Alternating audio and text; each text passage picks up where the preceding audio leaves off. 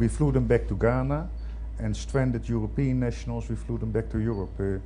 The both of us had a very close cooperation, because we had to apply it via the embassy. You had to write a note verbal, and at the moment we got an approval from Foreign Affairs, we operated the flight. If you say, how about the highlights? So it sounds, maybe it sounds a little bit silly, but I think those rescue flights, that was for me one of the highlights. I was able to transport a lot of stranded passengers.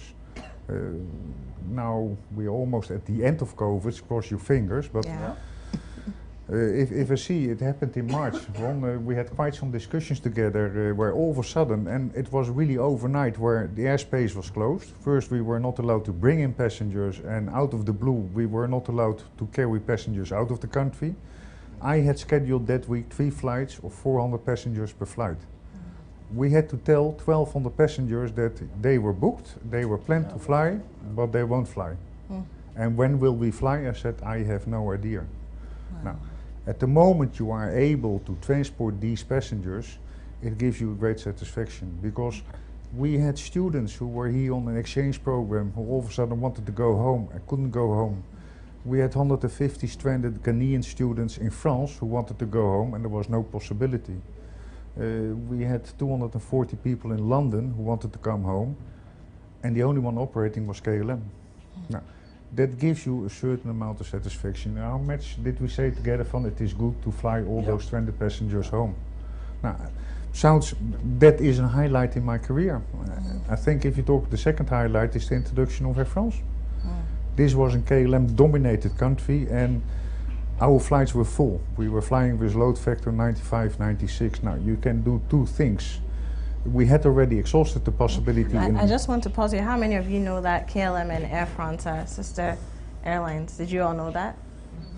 Yeah? Yes. Okay, I see some people. No, it's fine if you didn't know. We're here to learn. It's part of it, you know? So yes. So we had full flights. Now you can do 2 things. We have already increased the capacity. We went from a Boeing 777-300 of 200 to a Boeing 777-300. So you go from 300 to 400 passengers per flight. Now if you are then still full and you cannot expand anymore, you have 2 options. You can add extra frequencies, but we were flying daily. So a double daily KLM, maybe that was too much. But you can also invite your partner airline to come in, and that was Air France. Now, Ghana being a British-oriented country and not French-oriented, it took some effort, but I think thanks for my team, and I see a part of them sitting here, we managed. And Air France is now back with daily flights. KLM is back with 5 flights a week, and we were doing well. And pre-corona, we transported 350,000 passengers per year. 15% of all passengers at the airport, domestic, international, was one of KLM Air France. That is brilliant. I think that deserves a round. And for sure, it will take a while. If you see now, and you may know it, capacity-wise, we're almost back. KLM is at 5 flights and Air France at 7. But if you look income-wise, we are far below 2019. And we were celebrating the 100-year KLM at your place, and we were all having fun, and KLM was making money, and everybody got a nice bonus, and 4 months later it was misery. Yeah, not anymore. I don't know what you're talking in those about. days they were paying bonuses. But there was 4 months later it was finished, and like this, and then to go from $3.5–4 million a month turnover to 0, because we had a month with absolutely 0. It is pretty shocking. Wow. Wow. And those 1,200 passengers who wanted to come home, I never knew. They all knew how to find the KLM office. I think I've spoken to all of them. And I can tell you, I've learned a lot of new words in different languages. Because they were not happy. Any examples? No. That are speakable? I don't think that is... No, but it is a problem. But I think that's also one of the strengths of KLM in this market, and which makes us unique. We stick to our promises. We are straightforward. If something is not possible, we don't say it. And we try to give a personalized service. A lot of passengers are phoning me directly with all kinds of questions where I said, why do you phone me and not somebody else? But I think that is one of your strengths. If somebody has a problem and I know a few people here amongst us who phones me also, Dick, I want to do this, I want to do that, what can you do? And we try to give an answer within 24 hours, and it's possible at the phone. Brilliant. And that makes us unique. Brilliant. Let's talk about some other interesting and unique things, or things that would appear unique to me. I mean, again, we're talking about 60 plus years. You've been here since 2016, but really, along the line, none of us who don't work in the, the aviation industry, who are not working directly with KLM, we don't know that there's a changeover unless it's in the news or somehow a new name pops up as the person who is now in charge of things in Ghana as far as KLM is concerned. We don't know. How have you been so seamlessly able to just continue and keep the business running, one leader after another? I think it is not me, it is my staff, and it is the team around me. I always say to the team, you are the constant factor in this country. If we have to look at offices, if we have to look at equipment, so don't ask me, because I'm here for a limited time and you're here for the rest of your life. So it is your team who's doing it, and I think I'm here to support my team. So your team is primarily Ghanaian then? It's all Ghanaian. I'm the only expatriate. Even my station manager is African. And it is your team and how you motivate, and even how the team is steering me. I'm new in the country. Our selection procedure is slightly different with you, because I get a letter, you're posted as per then and then, there and there, so there's not much to choose and whatever. And it is, you come here alone with a Samsonite and with your underwear and your shirts, and you're sitting in your hotel room, and it is the team around you who is guiding you and introducing you, and after a certain while you take over yourself. That's brilliant. And that's going to happen again, because same as Ron, I'm leaving this summer. Did you plan this? No. Nou ja, kijk, I explained a bit in the beginning why I opted for Ghana, but that was of course completely a made-up story. I went to Ghana because I knew that he was posted to Ghana as well. I was a little bit earlier than you were a bit earlier too. No, we have a good relation together. Your period is normally 3 years and no extension. Four. Within KLM it is 3 years and no extension, but it has been extended twice, not on my request, but head office request. Okay. And so you must be doing something right, together with your team. They don't have another job for me. You can also show it. There is no opportunity for me anymore. But I like Ghana. It is living now and working for 18 years in Africa. Ghana is very specific. What is it about Ghana that makes it so specific for you? The people. Yeah. I think if you look at their easygoing, they're pretty open and outspoken, at least amongst my staff. If something is not okay, I hear it. If I'm always happy with it, that is something differently, but at least they let me know. If I look dealing with the government of Ghana, the lines are relatively short. If I want to speak to a minister, or I can do it via the ambassador, I can contact them directly. And the government is pretty open for a discussion. Okay. I've been in quite a few countries where it was simply impossible to speak in a PS or a minister. Gewoon not possible. No Here, access. If needed, I can speak to the vice president or the president, and that is something unique for Ghana. So, I mean, you've had that experience. Do you imagine, or do you know for a fact that that has been the experience all through? And because that would explain why business has been so successful here as well, because you're able to work with the host country and the people who are running it at any point in time. I was yesterday at the event of VW, and the Minister of Trade was there, and I was not going to the minister. No, the minister was coming to me to say hello. Now, mention me an African country where that is happening. And I think that is one of the unique points in this country. People are approachable, you can contact them. It depends on the story, what you tell and what they want. If you only come for begging and begging and begging, at a certain stage they don't want to see you also. But I can set up here really a dialogue with the government about what is happening and what is not happening. And I know they listen to me. They don't do always what I want, but at least they're listening. I don't know how that is with you, but on that part I have a very positive experience. Correct. Correct. Yeah. So I'm going to come back to you, Your Excellency. We've spoken a lot about KLM, but I see that the two of you have a great rapport, and I'm almost certain that's not just because it's Dick and Ron. Please, I mean, forgive me for breaking protocol and calling you Ron. Yeah. But I tended, you know, I'm almost certain that it's because the embassy of the Netherlands to Ghana at any point in time in its office also tries to work very closely with KLM, regardless of who is leading the mission. Yeah. So, I mean, how does that happen, and why is it so? Oh, but that is, of course, from the general point of view, we are very proud of KLM.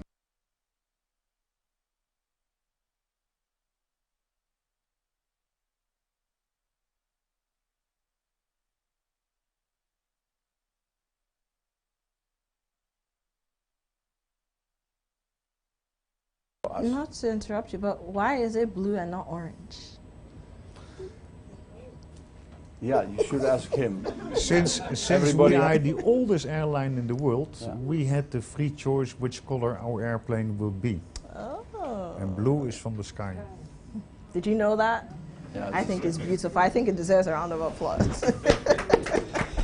So back to you, Ambassador. So you grew up seeing the blue and being proud of them. Yeah, actually, this phenomenon was also reinforced by the fact that Connie and I live in the Netherlands in a village very near to the airport, so there is a lot more blue there going over our house.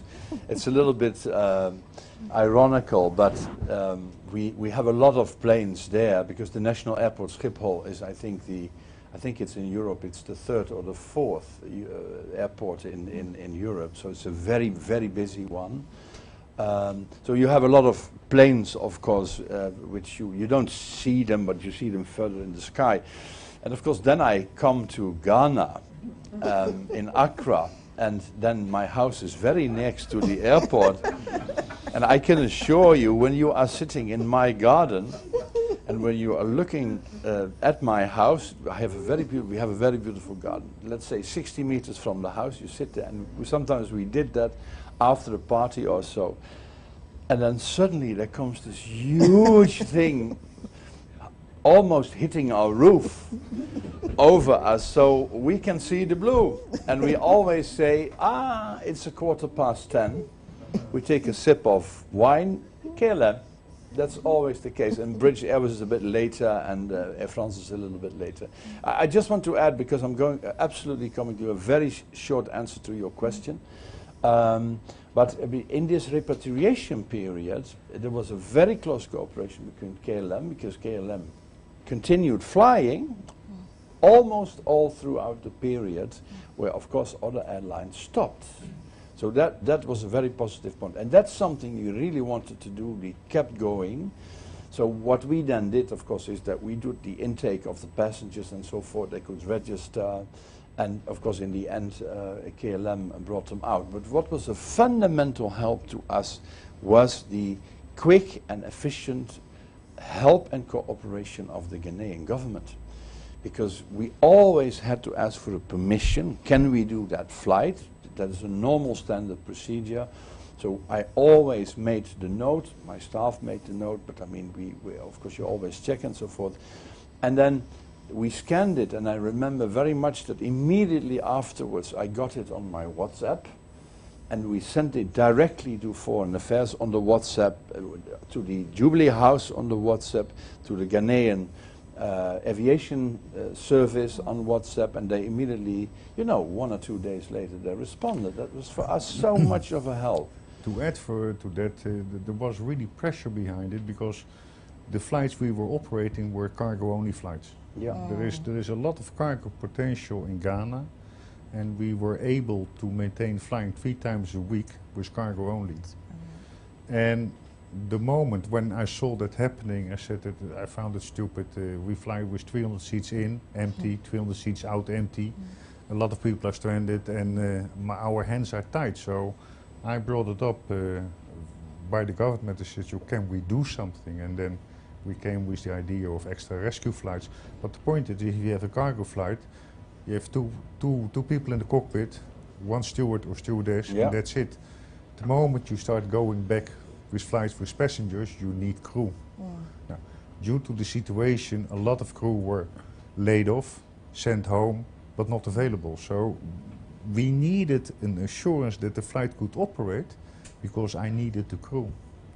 We had even a flight where we were all waiting almost at the residence of the president to get an approval. Can you recall? I remember.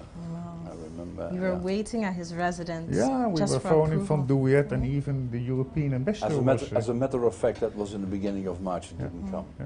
Because that was the difficult period. Afterwards, we had a couple of rescue flights, but afterwards, because the cargo was coming in anyway, and that's fundamental for the exporters of Ghana. I mean, Blue Skies is such a company. They needed to get their fruits out of the country because it is imperative for keeping on the workers, for the money and so forth. So they always try to seek for other flights. I remember this because we have contact with Blue Skies as well. There's not a Dutch company. They got a subsidy a couple of years ago from us. But they were very happy with the repatriation flights coming up later. I think it was in May when you have started regular flights, and we could already see it's going to be once a week. Later on it's going to be more times a week. And then of course the passengers could come in. But then we had more or less the certainty that they would be approved by the government, and it was always on time. So I cannot stress that point enough, because the bureaucracy at that moment functioned very effectively. Now, one sentence on why I have a good relationship with KLM. That's nothing personal. I mean, basically, my task is, and the task of the embassy is to take care of the interests, of course, of the Dutch citizens and the Dutch companies here in this country. We do more than that, but that is a fundamental thing. So automatically when I get here, you organize meetings with Dutch entrepreneurs or Dutch affiliated entrepreneurs. You have a lot of Ghanaian managing directors working in Dutch affiliated companies here in Ghana. So you meet them, and they come to you when there is a problem. They also come to you when there is good news. That's part of my job. So whenever I go there or I speak there, and whenever I hear thank you for taking time out of your busy schedule to come here, which is a famous Ghanaian saying, I say, I'm just doing my job. This is my job. So that's the reason that we have a very good relationship. But of course that intensified during this period. So clearly, one of the most challenging things you've had to deal with, KLM and the Embassy of the Netherlands to Ghana, is COVID. And it's been a challenging period for us all. And you've spoken a lot about, I mean, how you've had to overcome some of those challenges, you know, the repatriation flights, finding the cargo, all the different things you've had to do, getting approval from the government when there was an instituted lockdown and whatnot. But I'm going to ask both of you the same question, but I'd like you to answer it according to your offices, the offices that you occupy. So I'll start with you. Dick, I'll start with you. What are some of the challenges that you have experienced, you know, working with KLM in Ghana, your 5-year tenure, and what are some of the challenges you have had, Ambassador, over these 5 years working in Ghana? You know, really challenging. So I had at a certain stage, I was faced with a problem that I had a lot of passengers and no seats because my flights were full, and that is a challenge also. No, I cannot say I had major problems here or this was a challenge. It was a challenge to introduce Air France in Ghana. Because people were used to KLM and all of a sudden it was not KLM, it was Air France. People had to get used to the system. Also, internally with KLM, it is not always the French way of working is not always the Dutch way of working, so that was a challenge. But if I look back on my 5 years, it was not a challenge, it was a highlight. So, no, I didn't have any problems. We were able to maintain all our staff during the COVID period, so we didn't have to lay off staff because of COVID. So on that part we were blessed. And I had the support of my staff. So I have no complaints, and working together, it is also the personality of each other, if it really clicks or if it doesn't click. Business is not always the cheapest price, but it is how our relationship is together. Does it click or doesn't it click? Can we just see by hand those of you who are members of Dick's staff here? Because he keeps mentioning, okay, oh no, higher. Okay, I see you. There is even my KLM staff is here, but I can see also the sales manager of Delta Airlines is here, Ilona. Yeah. Hi. And to make the picture clear, I want to be a friend. I think the country manager of Emirates, I've seen her also. I don't know where she is. Hi. Hi, Kathy. So another friend. Sorry. So it is a pretty airline mixed crowd here. Yes, it is. I see a lot of regular customers also. Hi, Aram. And rightly so, and you're all very welcome, as are our audience online. So those of you who've joined us on Facebook, on Zoom, all the online platforms, I hope you're enjoying the conversation, and at some point we'll allow you to interact as well when we take the Q&A from the audience, because you're part of the audience. Okay, so now coming to you, Your Excellency, for you, your 5 years, what are some of the challenges that you faced? Yeah, I mean, in the COVID period for us it was a bit difficult in the beginning. We had one of the first cases of COVID in Ghana in our building. That's you remember right. that? That's right. Just to be very candid, we shared the building since January 2020 with the Norwegians, because the Norwegians took a floor. We had a unit being transferred to the Netherlands. We had space, so we basically the Norwegians said, "Can we come in your building because you have space?" So we did it. But then, of course, in March we had this case, and I remember it because it was on the 13th of March 2020. Yeah, in that time we didn't know what COVID was exactly, because no, I mean you don't know. And I remember on a Friday morning we had to send away, when we got the message that somebody had tested positive, Gloria and Samuel remember this. We immediately sent all the staff home because nobody would be. So, and then gradually we had, of course, immediately we have a sort of standard protocol where we form a crisis team where we discuss then. And we had the meetings in the beginning in my house because we didn't want to go into the building. And of course at a later stage we had the building cleaned and so forth. But then gradually sort of we had this what you all have, that people start working from home and did not come to the office. And much later on we started a rotation schedule. But you had, of course, to do something about it, because people who didn't have that facility, we had internet connections being provided, computers and tablets and so forth. In the end, it worked out very well, and basically it is the stage that we were still in. And then, of course, you have your entire work changes. And particularly my own work was a lot of external work, was events and field trips and things like that, also internal management. Now you couldn't do that. No. So how to adjust that? Then the whole online industry came up. I mean, this is not for me, this is for all of us, I know this. Yeah, it was just a different world. It was just a different world. But you adjust. And at the same time, we try to keep the things going. And not only, of course, this thing with KLM, but also the projects that we are still doing, the economic diplomacy. You have your normal political and whatever talks and relationship with the Ghana government, but also with citizens in this country. Gradually, we restarted making field trips because. And one thing was I always find a little bit ironical too, is that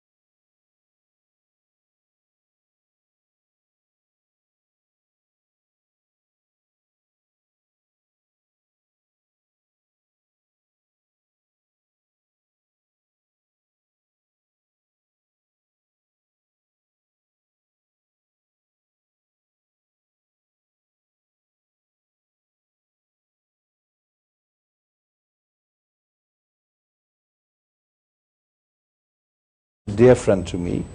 He was a fantastic man. He was young. He was 40 years old, and so that was really bad, because you know you have contact with, you know how that works. But I mean, apart from that, and we had very good information also of the, I would say, of the government. We have this app like you have with the Ghana Health Service. Every single day tells you how many cases and so forth. I had a lot of contact with the Ghana Health Service, at a certain stage also with the minister, but we felt safe. We really felt safe. So whenever somebody in the Netherlands, a director or whatever, had online meetings with us and said, I mean, we are very much with you in these very difficult circumstances, I said, ho, we feel quite safe here. What we do in Holland, the Ghanaians do as good as we do in this country, so I'm fine. So that was not a challenge, that was maybe also a little bit a highlight. A highlight, yeah. But that sounds, I mean, sorry for being a bit lengthy on this. No. That's what this is about, and I must reiterate that it's a conversation. It's not a Q&A, it's a conversation, and I'm happy that it's going that way. Are you enjoying it? Yeah. Brilliant, brilliant. Okay, so now let's talk a little bit more about some of those highlights, Ambassador Strikker. And you're leaving here in August, is that it? You're retiring in August. I'm going to do something else in August. Okay, we're going to do something else in August. You know, can we be a part of the business maybe? Oh, yes. Take a piece of Ghana with you. Yeah, sure. Yeah. All the smokes. All the smokes. Yeah. See, but let's talk about some of the other highlights. I mean, again, we're here because we're not just celebrating the relationship between KLM and Ghana. We're celebrating the relationship between the Netherlands and Ghana. For you, and then for the embassy, as you inherited it, what have some of the highlights been over the years as far as Ghana, Netherlands, or Ghanaian Dutch diplomatic relations are concerned? I think, I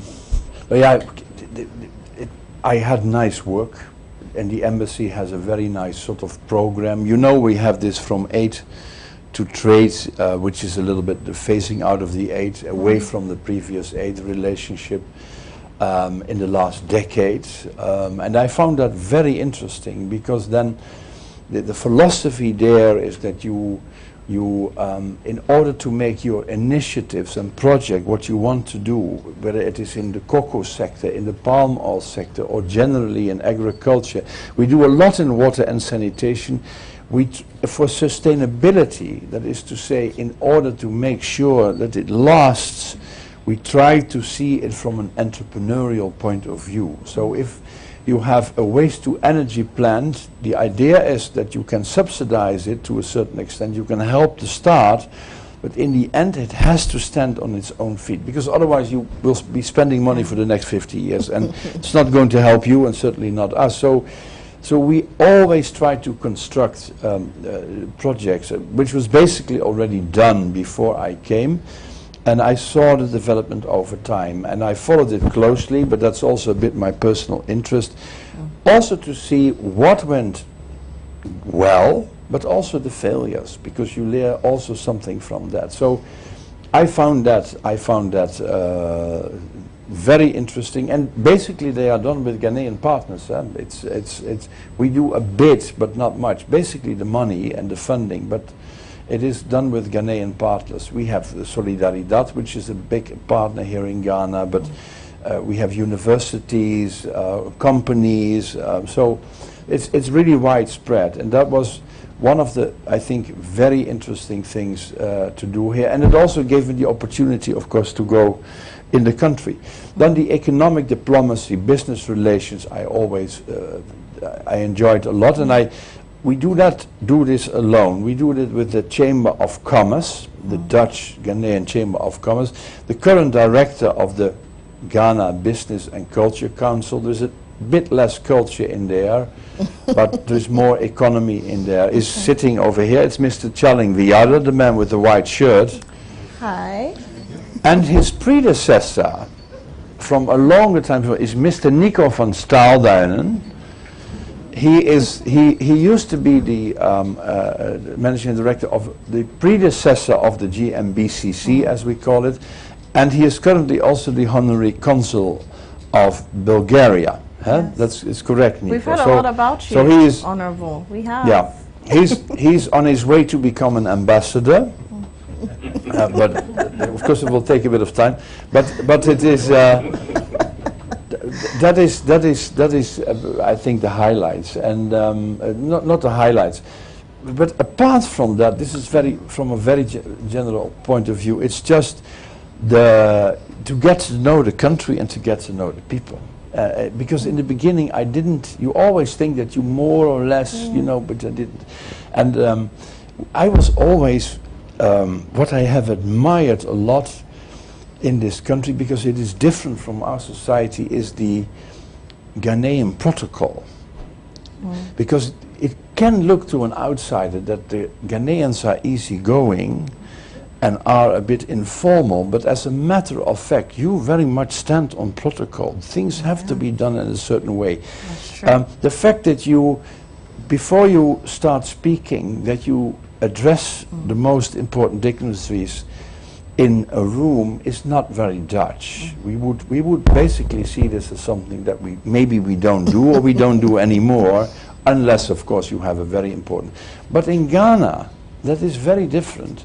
And as a foreigner, as an outsider, also as an ambassador, you cannot do away with that. You cannot say, I'm not doing that because I'm from Holland. No, you have to adapt to the country where you're in. So I found that fantastic. That was my first observation. Number two observation, Ghanaians are fantastic public speakers. I hadn't realized that. When I got into this country, you speak a bit, but then you see your masters of ceremony, your moderators like you, the speakers, the children in the school. I visited a lot of schools just doing a piece of theater or speaking. It's fantastic. I always say one of my most favorite speaker, I was always impressed by him, was former President Obama. And then when I came to Ghana, I discovered this. In America, they have one Obama, but in Ghana they have 30 million. Really. So I was very much impressed in that. So I found that really very. It's a different culture. It's a different culture. Connie and I talk a lot about these things. Because we have been abroad for many years, and even when we go to our own country and we see a certain behavior of a Dutch person, let's say a Dutchman, where we think, we say that is typically a Dutchman, because we are a bit different. We have been transformed a bit different because the way that the Arabs do things and the way that the Ghanaians do things. And I've started, really, you know, I admire that. That's it's a very. Another thing is your funerals and the way.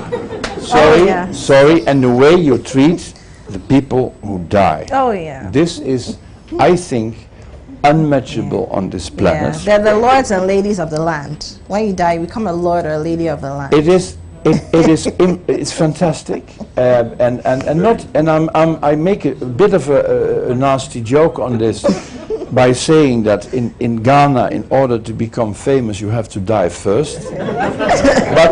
but I haven't said this. But the way that you pay tribute to somebody who died, however poor you are, it doesn't matter.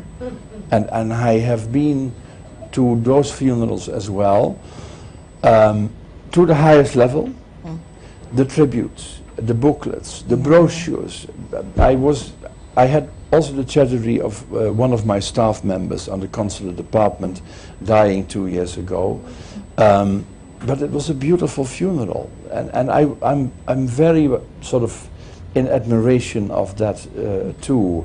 And then, of course, when you have died 1, 2, 3, 4, 5 years ago, still that person is being commemorated. Yes. You may have sometimes I heard a priest saying we do overdo these things a little bit. That could be the case, but it is different from our culture, and I have learned a lot from that. I think you do that better than we do. I think you do that better than we do. So just 3 things. That's brilliant. I think it deserves a round of applause. It does. I think they're very apt observations, very beautiful ones. Now, before I come back to you, Dick, just one other question for you, Ambassador. Of course, we're talking about Ghana and the Netherlands, but you have jurisdiction over several other countries. Yeah. What are some of the highlights that you've experienced? And it can't be easy, just paying attention to all. Of course, I'm sure you have your consulates that are also holding the fort for the mission and whatnot, but how challenging has that been to sort of make sure that things are running the way they ought to, and the mandate that you have is being upheld, even though you're not always physically present in those countries? It's very difficult. Honestly speaking, it's very difficult. We are going to have consuls there, but we don't have them right now. We had the very the opportunity that we have 2 small chambers of commerce which basically do the same work. They helped me a lot when I went to the visits, and staff members also went to visit those countries. But it is difficult to do. Ghana consumes most of my time. Of course, automatically it would do.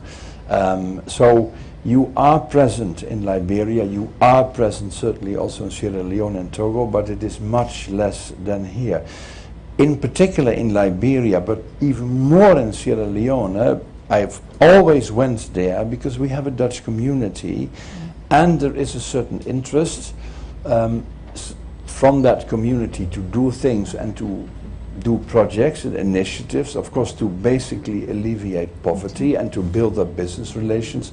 So they start also these initiatives with help from the Dutch government, because these days they don't ask me, you can do everything online. So they do these things. So I always thought it wise to go there very regularly to see what's going on.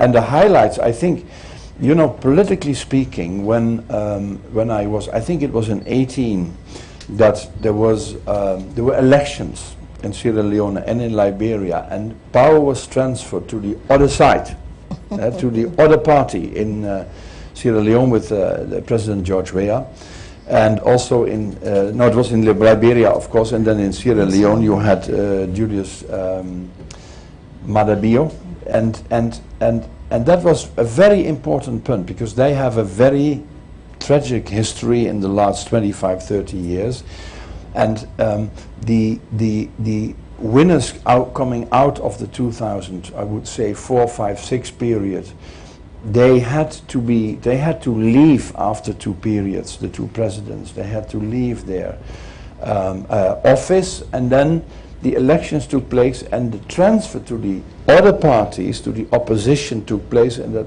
was done peacefully. And that was, even in all kinds of difficult circumstances, that was absolutely political maturity. And I think it was a very hopeful sign, because that is very important. And I always hope that, and that is also my hope for the future in the relation between Europe and West Africa, Europe, Africa, and also the Netherlands, Africa, is that Africa is our neighbor. And it doesn't make any sense that we do not, if we do not help Africa, of course, to become more prosperous and basically get poverty rooted out as much as possible, because it is in our interest to do that. It is in our interest to do that. So we should also have this very strong partnership with Ghana. I'm not talking only about aid. I'm not talking only about the economic diplomacy, economic relations. A more fundamental point which I always stress is that Ghana and the Netherlands, other countries as well, but Ghana and the Netherlands are also like-minded, because they are free countries. In this country you are a citizen, you're not a subject, it's a different thing. You are a citizen of this country. I feel that the Ghanaians feel very strongly a citizen of this country. There is a rule of law, there is respect for human rights, and there is freedom of the press and so forth, and it's a democracy. I mean, nothing is perfect, not in our system and not in your system, but those things are fundamental. So in that sense, I think it is a very important partner. And I know that I share that feeling with European partners here, but also in the capital for Europe. So I really want to build on that as well. Okay. And that should also be the job of my successor. Wonderful, wonderful words. And I'll come back to you and talk a little about some of the dreams that you have, and you hope that your successor will take up. But back to you, Dick. So, I mean, I look at KLM, and we've spoken a lot about economic diplomacy and, you know, the diplomacy of all the diplomacies. But let's talk a little bit more about the cultural. And I'm going to use KLM as a pivot for that. So now I sit on a KLM flight, and I see food that's either Ghanaian inspired or it's Ghanaian food. And I've seen it with Air France as well. You know, I've seen it with Delta too. I see that, you know, and I know Delta is a close partner of KLM and Air France as well, the Sky team and whatnot. What are some of the things that you've had to learn, you know, at least the 5 years you've been here, that you've had to learn, and the choices you've had to make, and making sure that the cultural diplomacy, it's not just about the business, but also it's about the Dutch experience, and letting people understand that, you know, as the Dutch presence in Ghana is not opportunistic, but it's a partnership. You know, we're friends. Right? It is. You know, basically in the airline industry, the product, what you're delivering, is transport from A to B. And if the airplane has KLM on its tail, or Delta, or Emirates, or British Airways, we all more or less operate with the same type of aircraft. So I don't think the aircraft is making the difference. It is what you do with it. The service you give, the service on board, the service at the airport, the connectivities you offer. We have together with Delta Air France KLM, you can go to New York via Paris, via Amsterdam, direct, you can return. I think Delta is flying to almost every village in the US. You can operate with Delta Airlines. So we have a lot of opportunities, a lot of possibilities to offer. We had a little bit discussion before we started. I think more than 80% of my passengers is African. Yeah. These are Africans or live in Africa or live abroad and coming back. We call that VFR, visit friends and relatives. If I look at Ghana, once in a while, a little bit with a joke, I said it is a papa-mama country. We don't have big multinationals. We don't have Heineken with a brewery. We don't have Shell. We have Total, but low end for the gasoline stations. We don't have big companies. We don't have companies with a multi-million-dollar budget. At least I don't know them, let me say it that way. So what is happening here, it is VFR or SME, the small and medium enterprises. Now, you try to make them part of your product. KLM should be part of them. Now, and if you do it with local food, we have to the Far East, we have Japanese stewardesses on board. You try to make them at home. The moment I step in a KLM aircraft going to Amsterdam and I smell the Dutch coffee, I will say to myself, I'm almost home. Now, that same feeling you want to give your Ghanaian passengers also, or your African passengers. And that is working. I said it once in a while, I feel that KLM is the national airline. Because high load factors, everybody is talking about KLM, and I'm grateful for that. And it is not always the business passenger, it is people like we all sitting in this room. Visit friends and relatives. 350,000 Ghanaians are living in London alone. 3.5 million in the UK. That is a lot, and they all travel back home. They don't fly all business class. I found that a pity. But at least they travel. No, and we they need to save some of the money twice. for shopping. It's very important. No, so you try to be part of their life. Also in your day-to-day life, you try to be a part of society. Okay, so apart from the food angle, I mean, I've sat in KLM cabins and the cabin crew say, "Oh, Kwaba," you know, they make an effort even to speak. Some of them even ask you, "Oh, which part of Ghana are you from?" And then they throw in a Ga or an Ewe word, and it's very, very. Is that deliberate? Is that something that you train yourself? No, it is a little bit Dutch. We have an ambassador present, who has to be the ambassador. And I think if you look at the average Dutch people, we are relatively informal with each other. At the moment we need each other, we're easygoing. If I see our crew on board, how easygoing they are with the passengers, and be it European, be it African, they are simply doing it with a lot of joy. I've flown also other airlines a little bit stiff. You get what you want, you get your meal in time, you get your drink in time. But the effort to say, do you want another drink, that lacks once in a while. I don't know, I get the feeling that if I look at my KLM crew, they do it with a smile on the face because they really enjoy their work. I agree. And it is a happy bunch. I agree. They are very exceptions once in a while, but but in general it is a happy bunch. If I see also how they are together, super. Yeah, very happy. Something else that's caught my attention fairly recently. So, I mean, we're getting into some kind of, well, I don't like to say the new normal because then normalcy, okay?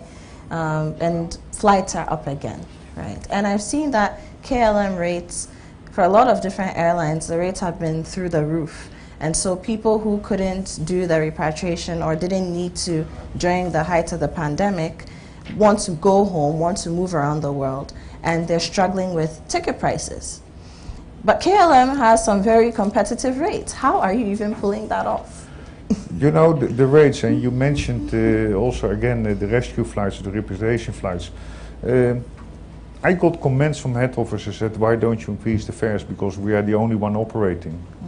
You and I had discussions from, you know, head office telling me this, I feel a little bit uncomfortable with it, shall we increase the fare? I know if I would have increased my fares with $300-400, I would have sold the tickets because people wanted to go home. Now, we had quite some discussions about it. We didn't do it because I don't think it is appropriate to make extra money because of these kind of circumstances. I hope my passengers have recognized it and I will see them back again because that would be very nice. And yeah. So and further on price, we have now every week we check the fares, what is happening in the market. I don't want always to be the cheapest, but I want to be in line. It cannot be so that they say we don't fly KLM because per definition they are the most expensive one. No. For quite a few destinations we are the trendsetter and my colleagues are following me. How difficult has it been for you to toe that line? Because if your head office is saying do one thing and you are feeling very strongly that you need to do another thing, I mean, how challenging has that been? And then, so I'd like you to tell me what the pros have been, you know, in terms of your passengers and your people, and how the Ghanaian market and other markets that you operate in perhaps have seen that or have received that. And then on the other hand, how you've had to overcome the challenge with your head office and those who think that you need to up the prices. It is a discussion what you have. The fares which we had were the lowest fares applicable. Again, that is also something, especially with the rescue flights. Rescue flights are not normal operated flights. They're more or less an upgraded charter, if you can say it like that. The very first flight we had was chartered by the Dutch government, and afterwards we did it on our own initiative, but it was not really a commercial flight. I had an agreement with the government that the passengers going to Europe were only Europeans and nothing else, and passengers coming in, before they could buy a ticket, they needed to be vetted by Foreign Affairs. So what was happening, if somebody wanted to travel from London to Ghana, he had to go to the Ghanaian High Commission in London, had to register himself. His name was being given here to Foreign Affairs, and Foreign Affairs said, you can come and you cannot come. Okay, so you couldn't just get up and move, you had to have a good reason. No, you had a reason, you had to come back. You had to be repatriated. officially, because I've seen also people going on an educated holiday going to Europe. But okay, let's apply the rules a little bit flexible. But that was the way it was. So the fares we could apply, and I had discussions. What was happening is the government said we're going to divide the world amongst a couple of airlines. It was KLM was getting Europe, KLM only, not Air France, but KLM was getting Europe. I think the US was Ethiopian and Middle East, Far East was Emirates. Now, there you make your set of line. I spoke with the Ministry of Foreign Affairs, with the minister, where she said, and what will it cost? And how will we do it? And bear in mind, these people cannot afford it. Because when we started with the flights, you had to pay 2 weeks quarantine in Ghana. Of course. And that was on average, that was $1,000 or $1,200, and then on top of your ticket. Now, what was also happening, and we had a few discussions, if somebody had to fly back to Ghana, first he needed an approval from the High Commission. I said, very nice, you have to pay for your ticket and upfront, otherwise there will be no ticket. And the only office worldwide who can make a reservation is me. Because I didn't want anybody in the world to start making reservations on our flights, which I had to need a permission from Foreign Affairs to allow the passengers on board. I said, if I open sales up for travel agents or others, or internet, or mention it, I don't know who's going to make the reservations. So it was quite an exercise. And then we said, okay, we have the hotel, the guarantee, we have the ticket price, we have all kind of other things. Let us be a little bit modest with the tickets. Basically, the flights were covered direct cost by cargo. Okay. So cargo was the base, and every passenger extra on top of it, that was, I won't say an extra, but it helped. So, and therefore I said, and also towards the passenger, I can charge actually whatever charge, because people will come. And really famous Ghanaian people were also stuck in London who had to come home. Of course. And they will pay whatever they want to pay. But I said, I don't do it. I don't make misuse of the situation, and I want to keep it as it is. I found it a little bit difficult if I make misuse of, and I speak to you 3 months later, said you, do you want to buy a KLM ticket? I found it very difficult. I have difficulties in accepting that for myself. And that is the way we did it. We had 2 flights where we had higher fares, but that was, we were all of a sudden confronted with extra charges at the airport. They said, yeah, that's very nice, but I'm not going to pay those charges. And then we were able to waive them up, and then we lowered down the fares. Fares. Brilliant. I know, I never knew so many people in Ghana had my phone number, because each and every one phoned me, but I think we were able to help out a lot of stranded people. 150 Ghanaian students stranded in France, and nobody had an idea where they were. And they were coming out of Lyon and Marseille and Paris and God knows where, and my flight was leaving out of Amsterdam. So they had to find their way to Amsterdam? Yeah, we did that also with the local embassies of Ghana in different cities, but it was not so from let's fly a passenger from A to B. There was a lot of organization from the Dutch embassy till Foreign Affairs till my staff. It didn't go automatic. Afterwards, a very rewarding feeling. Yeah, I think we both had it. I can tell. Oh yeah, and the last phase, I mean, when basically the flights, of course, were again at 5 times a week or so. That I would say that more or less happened, I think, from September. What also helped is that the organization at the airport for the testing is very good. I mean, you at least, it keeps the airspace open. You have to pay. If I fly from the Netherlands to here, I have to do a PCR test. At KLM Health Services, I always do it at Schiphol first. It costs a bit of money.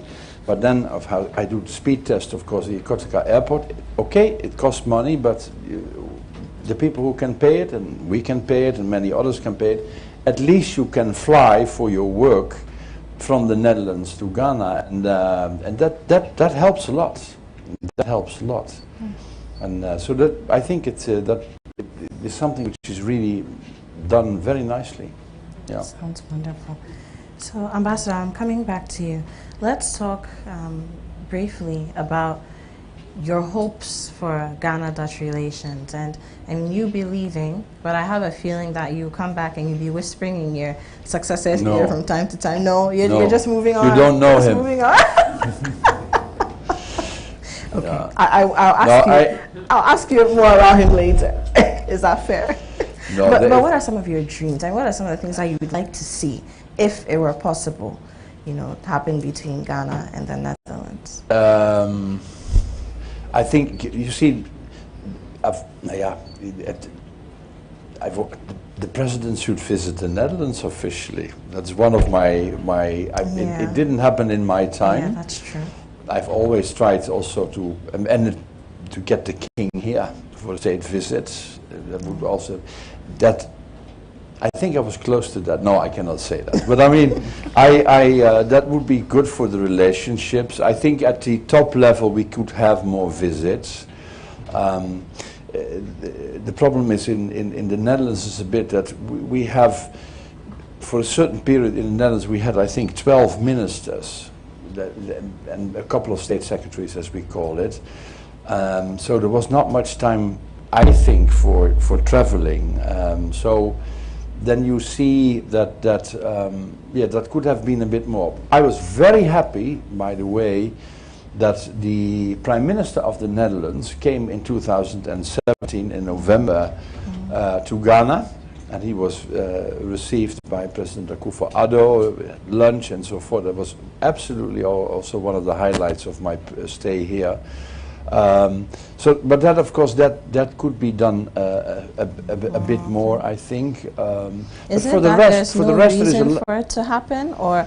Yeah, no, it is a bit, because our ministers really, it's a bit of a political system thing also. I personally think that our ministers spent a lot of time in Parliament these days, the last couple of years, and have a bit less time to do these things. Okay, Corona makes traveling impossible, so we don't have to talk about this period. But for the Minister of Foreign Affairs should come from time to Ghana. That is part of your job. Also, when there is nothing particularly going on in your relationship, you have to meet each other. This is the way it is. I'm very happy that we had quite a number of online conferences and meetings organized in part in the Netherlands, was on climate, on other things, and that President Akufo-Addo was always one of the key speakers. We invited him, and he always did it. The last time was in the Climate Adaptation Summit, which was online organized in the Netherlands 2 months ago. So I hope that also in terms of physical presence and physical visits, that would continue in the future, and I'm very certain that it's.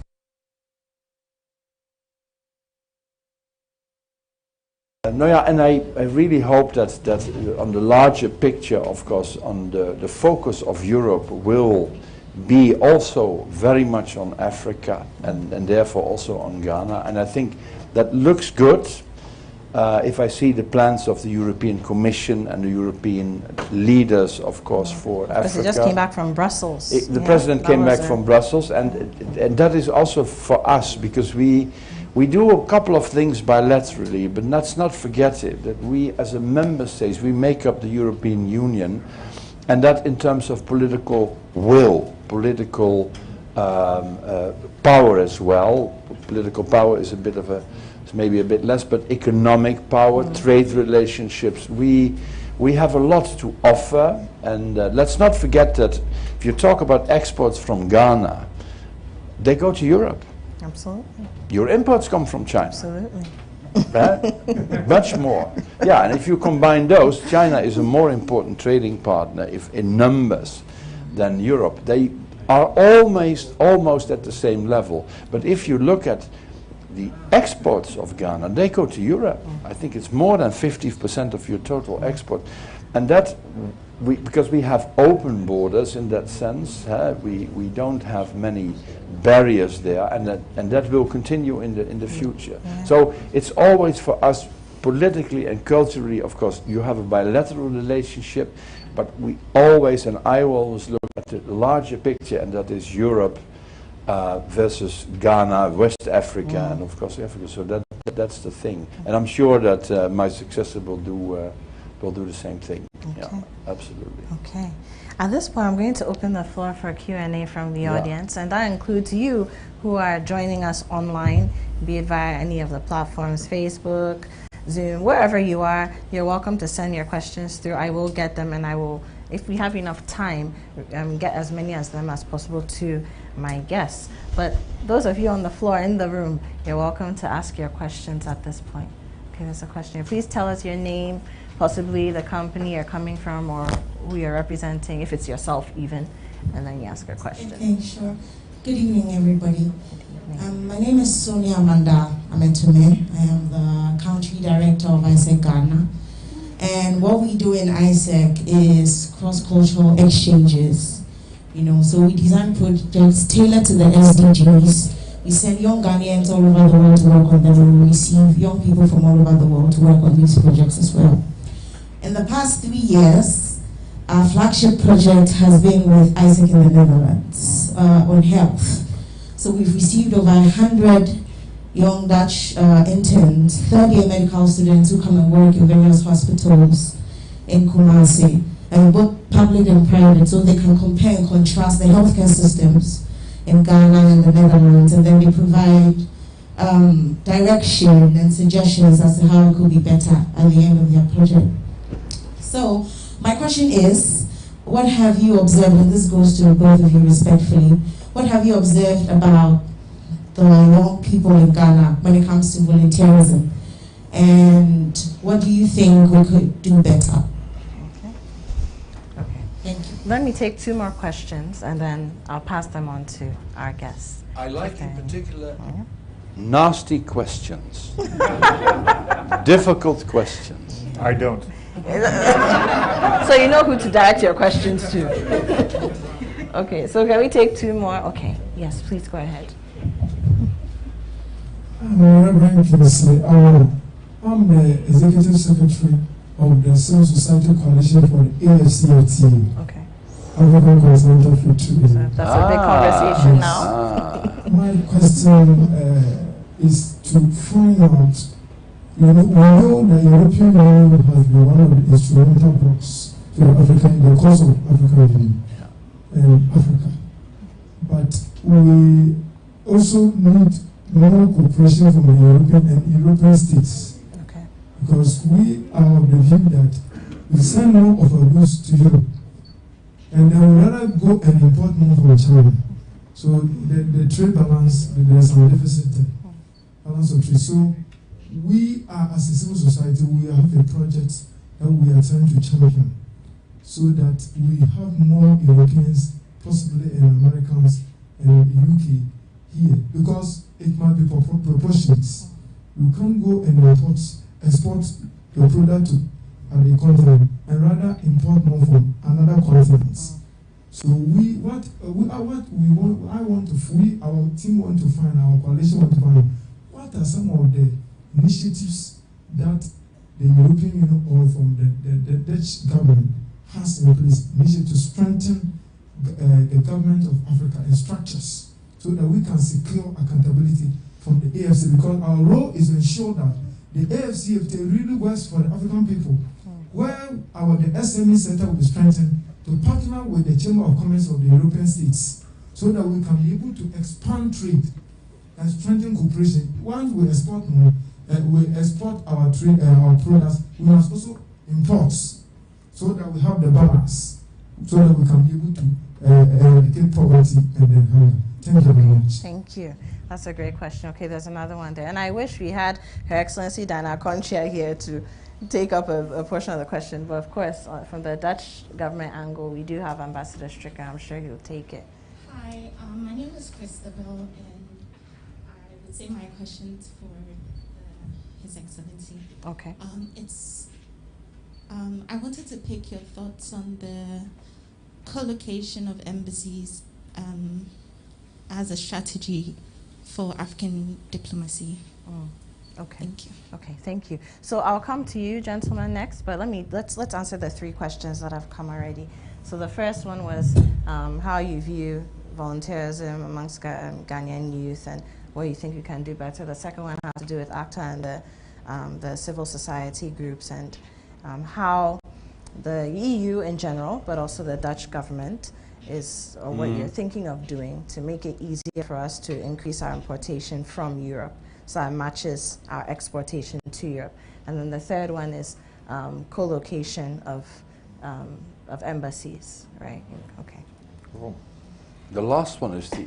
I found them all three very I don't know exactly, on the co-location of embassies, I'm not sure what exactly you have in mind, but you please correct me. The only thing is that we do it as the Netherlands with a couple of like-minded countries, basically also being a bit the same, having the same size, wherever it is possible. So that is the reason that we also did it with the Norwegians here in Accra. And we do it in other capitals as well. And sometimes with more countries, because you have simple sort of Europe house or whatsoever. But it has to be possible, and there has to be a very clear will of both governments, and even sometimes both ambassadors to do that. Because the practical hurdles are limitless sometimes. It's really, we never succeeded in getting this done in Rabat. We had a plan to do it with Germany, and that after 10 years basically trying to do it, we in the end had to say it's not possible. And it was not only because of the difficulty between the two countries, totally not, because there was a political will, but then you come down to practical things, and for instance security requirements can be different per country, and then the will can be high, but in the end if security is a bit more relaxed here than there, it simply cannot happen. But in general I think it's a very good idea, because you have, you're sitting in the same building, you can benefit from your experience, each other's experience, from your contacts and so on. So that helps. It has for some time been the Dutch policy, or the policy of foreign affairs. In practice you see that it is less implemented than you would have thought, because the practical difficulties are high. But I think it would be absolutely also an idea for other countries, for other countries to do that in other parts of the world. I mean, there is a possibility.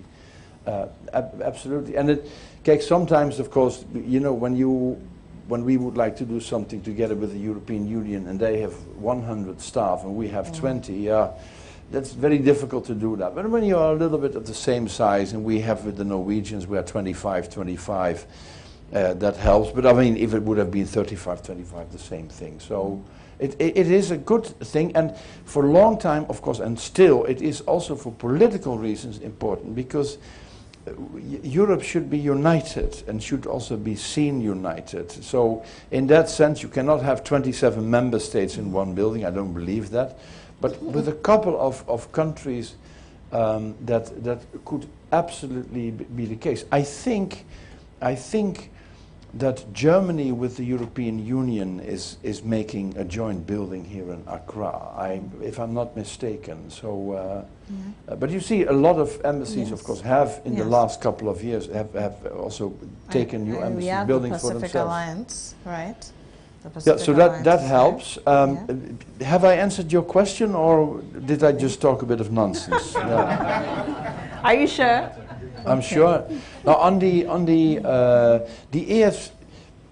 African Free Trade Zone, that's a very interesting one. And sir, are you representing an organization which has an official launch or a congress in the next couple of weeks?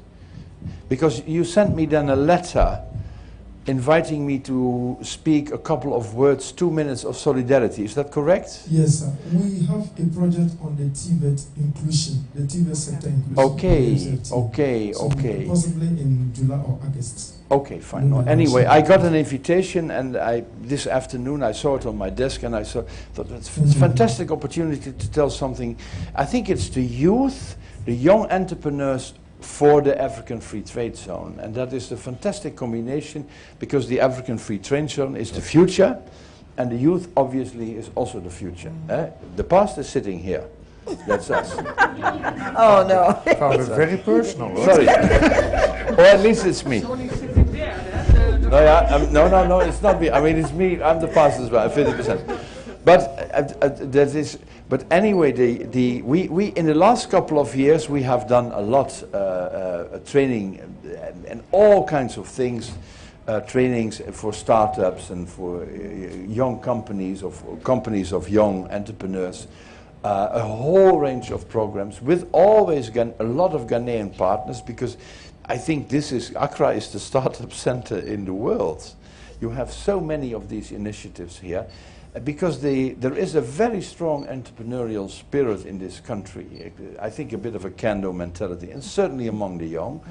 So we try to stimulate that and professionalize that. We have a beautiful initiative which is called the Orange Corner, where we have a bit of a place in the Ghana Innovation Center, and people in 6 months, you know, they get from startup to a bit higher level, a bit more sizable, and it's very inspirational, because we had an alumni evening last week in our house, and then you see all the pictures of the people. What were you 3 years ago, and what are you now? And you know, you are inspired by that. Of course, some people maybe didn't make it, because we have to be very honest, but of course they do not come. So that's very normal. But I mean, I learned from that as well, and we learned from that as well. So that's fantastic. And then of course coupled to the Africa Free Trade Zone, and that is typically an area where, I mean, the fundamental political will of the African leaders there has been paramount. Very clear. You made this. The structure is there. It was ratified, as a matter of fact, so it entered into force, I think, much more quickly than we had thought, or Africa thought in the beginning, because it was ratified, I think, by the required 25 or 29 states or so, quite rapidly. So that's a good thing. But then the work does not stop. The work starts. Because some sort of free trade zone and European and economic integration is a very difficult thing. We know how that is in Europe, because we started it already in the 50s. And in order to get your product from the one country to the other, you have to overcome the hurdles. But that means, if you are a free trade zone, that the countries have to make a system in which these hurdles have gone. In Europe you have that. But it took us 50 to 60 years. We have that. That's not very easy. Because I know that every entrepreneur in Ghana too thinks, I'm making this thing, I have a nice market, which is the Ghanaian market, fantastic. And if the AFCA is there, the African Free Trade Zone is there, I can export without any hurdles to all the other African countries. Now, in the first place, that takes time. We know that, because you cannot do away with these hurdles in a couple of weeks or months. But you have, as a country, if you want free access to the others, you have to accept also free access of the other to you. And here, of course, an entrepreneur will say, oh, competition from Togo. No, I don't like that. That is very fundamental. So the rules, the regulations, and that sort of thing, which you need for such a, I'm not calling it internal market, but free trade zone, that's a lot of work. That's a lot of work. And but I know that Ghana has the political will to do that. I really congratulate Ghana with having the secretariat of the free trade zone in this, because this is symbolic, but it also helps, of course, to stimulate your own economy, and I think it is a secretariat in the right place. So and it's very good for KLM, as a matter of fact, as well. It's difficult if you want to come out of Togo. Yeah. No, but I mean, because basically it means it will be in the future. It will be a conference hub even more than it is now. So you don't have to be a brilliant person to do that. So that's very good. But I think, and we have as the Netherlands already done that, offered that, but I think it's in particular something for the European Commission, for Europe, to talk to the Secretariat and sit together, and how would you do all these things in detail, because it's very technical, and the technical knowledge, I think, is there. And Europe, of course, is absolutely able to help if it's needed. If it's not needed, it's fine. Then the whole thing starts. Is that a bit of an answer to your question, sir? Yes. Are you sure? You're okay? You're a great diplomat. You're okay? Yes. And then the lady on volunteerism, I only can say that apart from, you know, the sectors of the projects and my work, which I mentioned in the beginning, there is a very strong network, a tissue of the civil society in the Netherlands and civil society in Ghana. This is very old. It has been going on for 30 to 40 years. And we call them these days strategic partnerships, where you have 1 or 2 or 3 CSOs in the Netherlands, civil society organizations, which are doing a project with a couple of African partners, and that mostly include always Ghana. So then you have the civil society working here. Usually the money comes from foreign affairs. The CSO are the budget holders, the CSOs in the Netherlands. And then you make a strategic partnership. And that could be on women's rights, it could be on poverty alleviation, it could be on anything basically. We have a couple of specific sectors. It is dominated usually in the human rights hemisphere, I would say. You see it happen with the 16 days of activism, yes, for example. That's a very big one. That sort of thing, but I mean, it could, and there is a lot of women empowerment and children empowerment also in these projects. And there, I say once again, it can only be done in countries where you have freedom, where the citizens can organize themselves in an association, in an NGO. And this is the case in Ghana. And therefore, of course, the Ghanaian associations always, and CSOs are almost always part of this program. We have, for the period 21-25, we have, I think it is 8 of those on specific teams. And one of those is on volunteerism, or it's a bit broader than that. It's also philanthropy. It's a very difficult word for me to pronounce. It's even more difficult than your name. And it is a very interesting concept, because it is a partnership to promote being a volunteer and being a donation giver, basically, which happens a lot in this country. I know that, but of course, which also could be stimulated. So. I think you go in that direction. Yeah. And in the Netherlands, this is, what we call the good targets or the good purposes is a very dominant sort of thing in our society. When there is a big disaster somewhere, usually the national networks start these campaigns with an evening of solidarity, and then money is ready. That sort of thing. But that you have that already in your society, but it will become, I think, also more prominent in the near future. Brilliant. Does that answer your question, ma'am? Yeah? You sure? Are you all being diplomatic or something? Yeah. Okay, so let's take 2 questions and then we answer, and then if we have more time, we'll take some others. Yes, so you are going. Okay. I'm Kweku Ejapong, and I'm a student. And I have 2 questions, and KLM would have to answer one. Thank you. So to the ambassador, you made mention of Ghana moving from, Netherlands, the cooperation between Netherlands and Ghana moving from aid to trade and investment, and this was by reason of Ghana's movement from a low-income country to a middle-income country. But 2021 is a different time. Yeah. We are witnessing debt to GDP ratio of about 75%, and the economy is growing at a sluggish rate of 1%. Yeah. And Netherlands has also not been spared, because if you look at last year, for instance, the first quarter of 2020, the economy of Netherlands actually shrunk by 0.3%.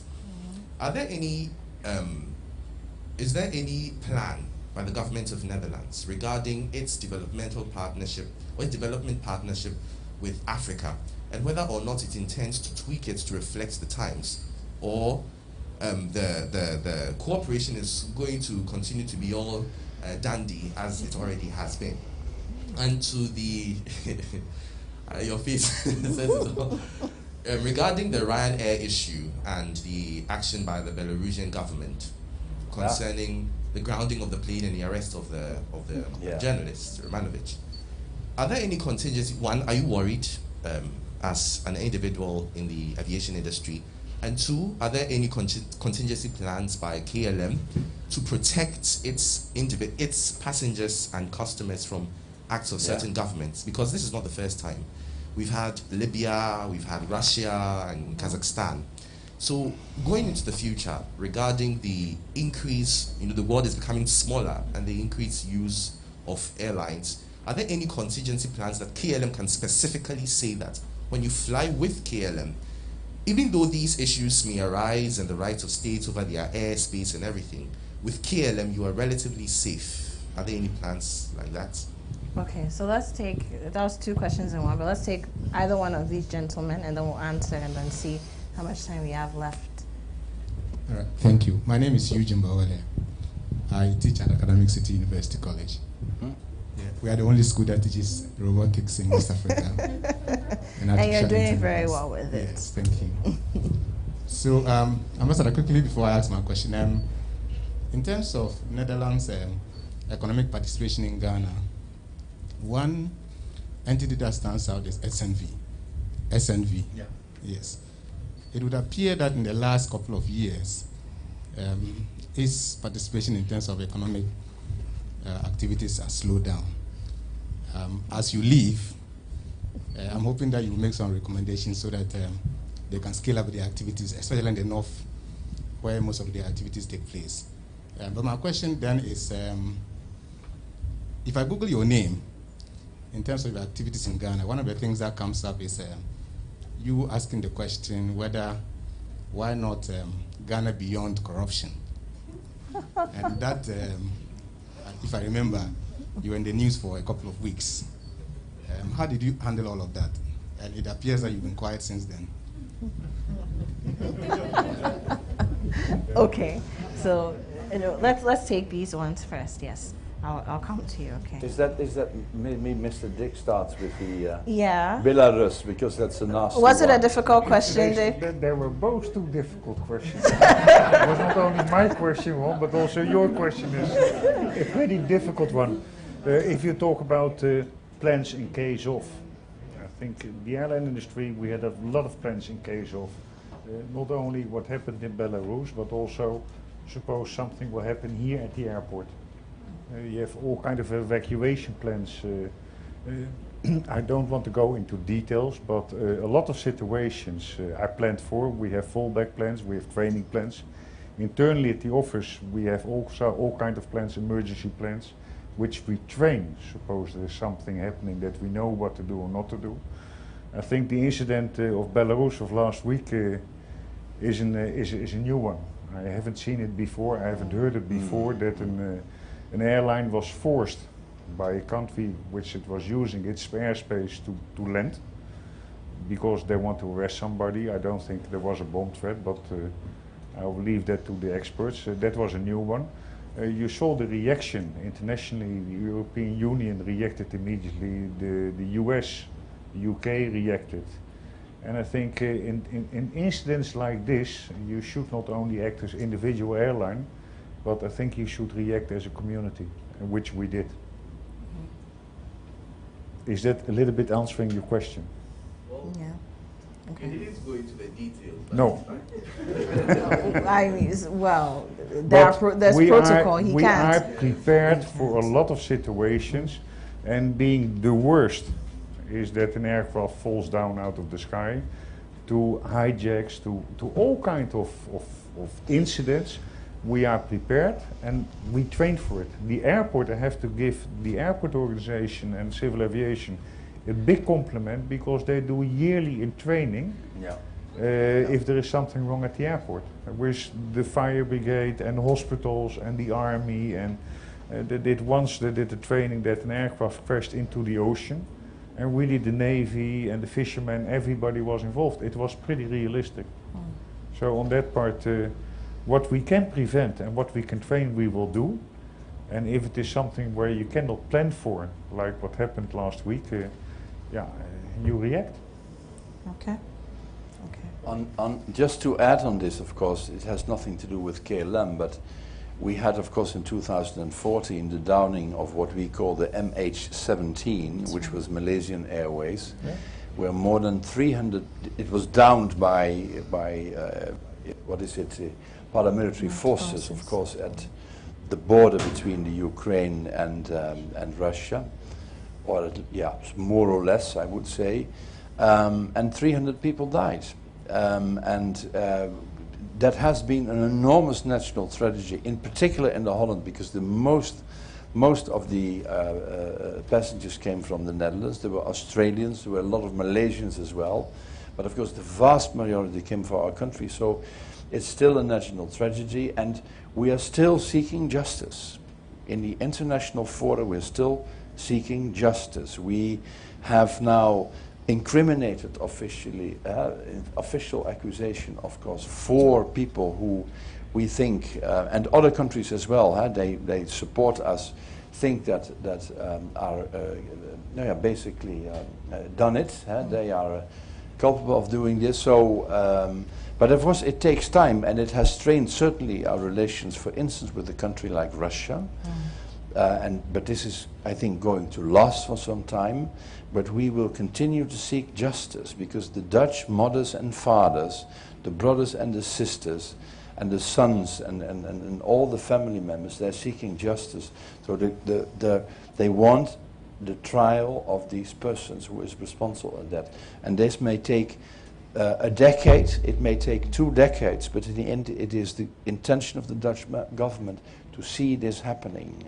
It's not easy, but I think we should do this. So that is a little bit in addition to that. I like your question very much on corruption, because definitely this is a nasty one, and I said I would like to have that.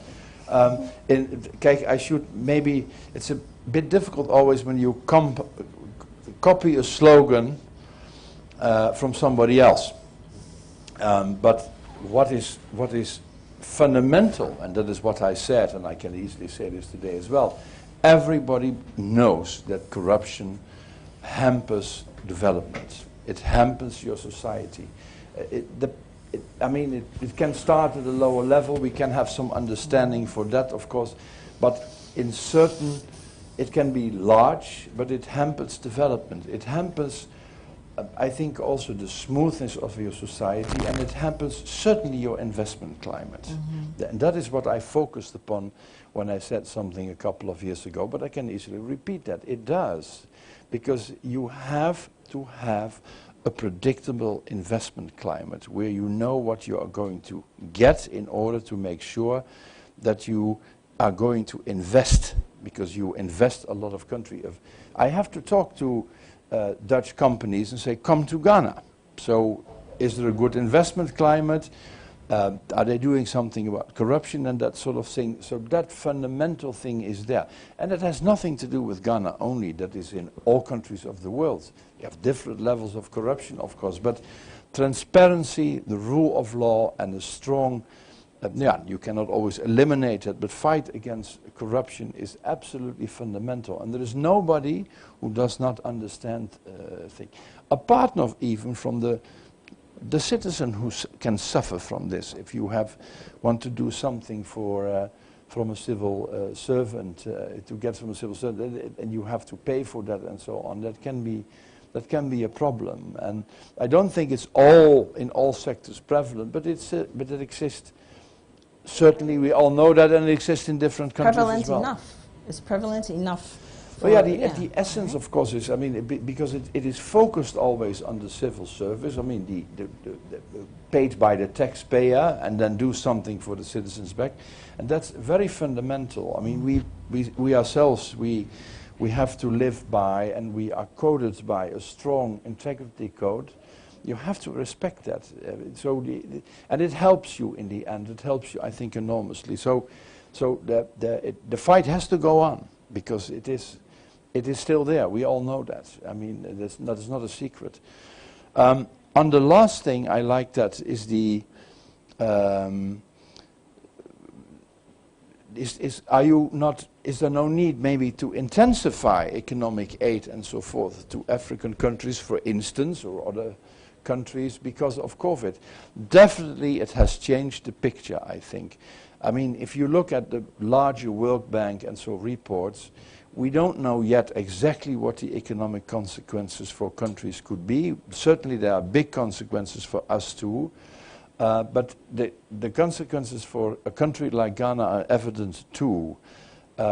So I think here in the multilateral work, but this is not a bilateral thing. We are not going to say, okay, Ghana 10 million euros and then 5 to Togo and so.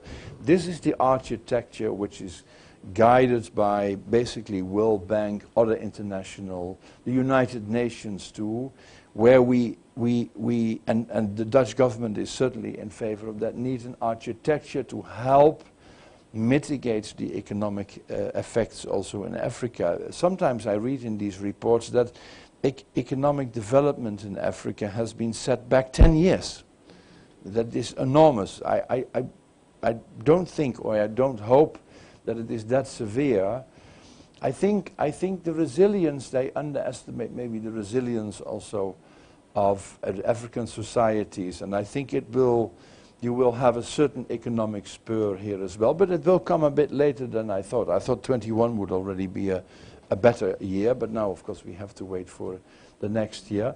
So I think that's general idea that you should not only help a bit or be partners a bit in the corona period, but also afterwards, that is a strong political thinking also in Europe, including in my country, but also in other European countries, and in particular also at the European Commission. So that is absolutely there.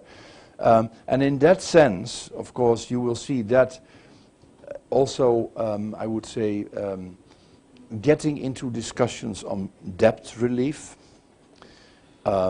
automatically. The only thing there which is fundamentally different, this is a bit of an economic thing, but fundamentally different from 15 years ago when you had a big debt relief exercise by the international world banks in the countries, what we call the OECD Paris Club also. We had it then. Ghana, I think, got rid of quite a lot of its debt at that time. But the fundamental difference with the situation now is that the intergovernmental debt with the European countries and even the OECD countries, including then the United States, is a much smaller part of the total. So I think it is less than 20% at the moment. So if we would, in the Club of Paris, do something about debt relief for quite a number of African countries, we talk only about 20% of the total debt. It's not very much. There is a chunk, a larger chunk, which is owed directly by governments to banks, private banks, wherever in the world. That is much more than before. And of course, you have the new kids on the block, or the new players on the block, like China.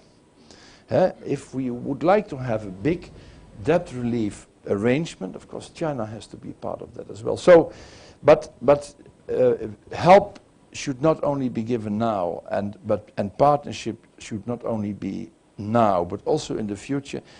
That political thinking is very strongly there. Sorry.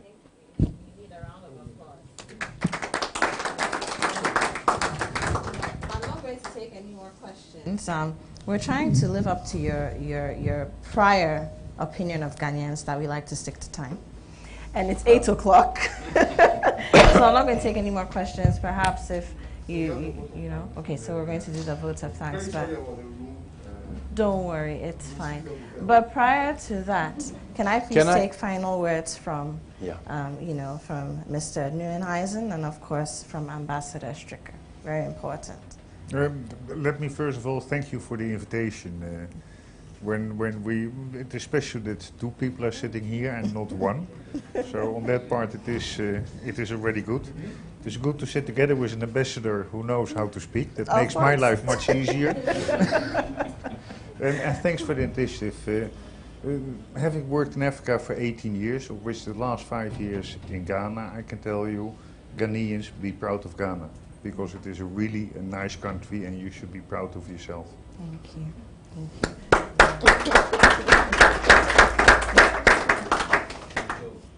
Ambassador. I would like to commend the Institute of International Affairs because it is a very young institute.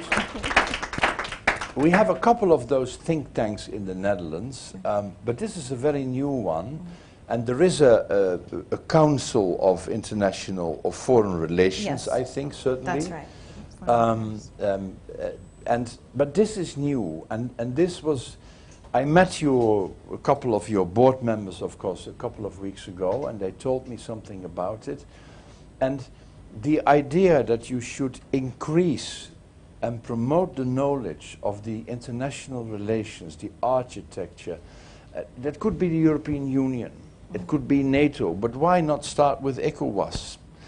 Because it's fundamental. The African Union, to really deepen knowledge and also to spread the knowledge out and then to talk about it and to discuss this and is a very courageous and I think an excellent initiative. Really, I really wish you well in the future. Next time you should invite more prominent ambassadors than myself. You have great speakers. I mean, Ambassador Chambas is a fantastic man, doing great job in West Africa. You could also invite the current president of ECOWAS. That is the president of Ghana. That is also a demanding job. Look at the new situation, of course, in Mali again, for instance. But the fact that the awareness and the thinking and knowledge of international relations, to start with Africa, but you can broaden this, I think is an excellent initiative. So I wish you really well, and good luck. Thank you, Ambassador. So we can take the vote of thanks now.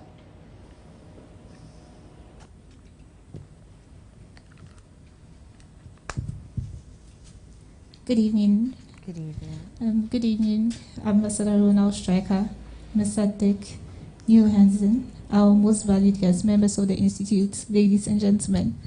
On behalf of the Institute of International Affairs Ghana, and on my own behalf, I extend a very hearty ayiko and appeal to our honored guests, Ambassador Strikker and Mr. Nieuwenhuyzen, and to all of you, our distinguished guests and audience.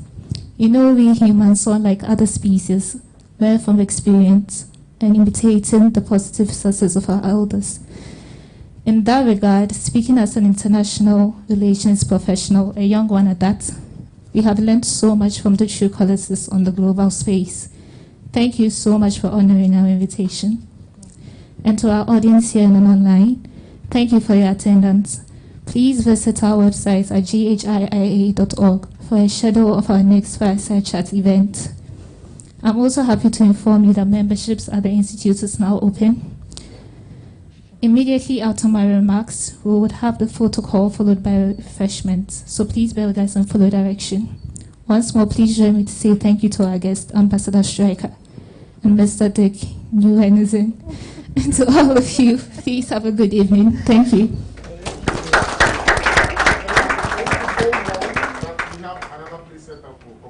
And we should, of course, applaud Opiaga, the moderator.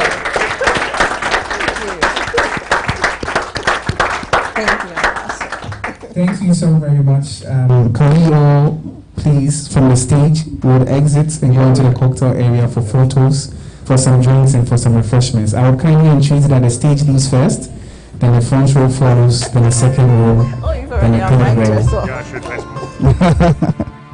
So if the first row could follow up, please.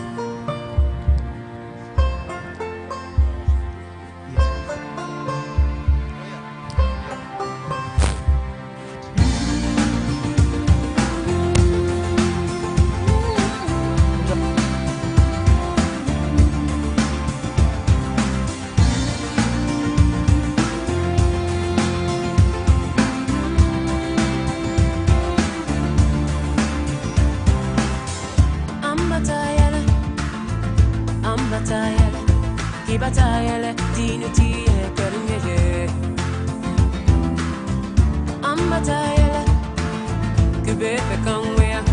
Give a tie, let